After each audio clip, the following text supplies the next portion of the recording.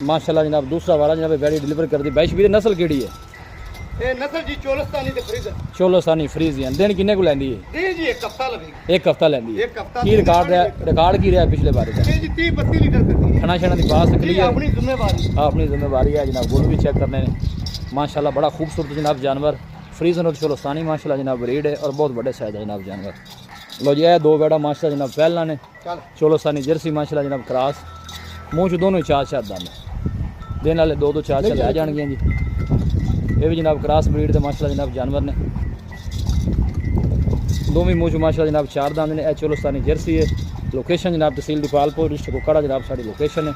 कोई भी भाई जनाब जानवर परचेज करना चाहे स्क्रीन के दिते नंबर पर जनाब रब्ता कर सकता है। दूसरी बैड़ी के दोनों जरा फेस चेक करा दीजिए। देखो अं आन भी निकल जरा बड़े साइज जनाब जानवर ने।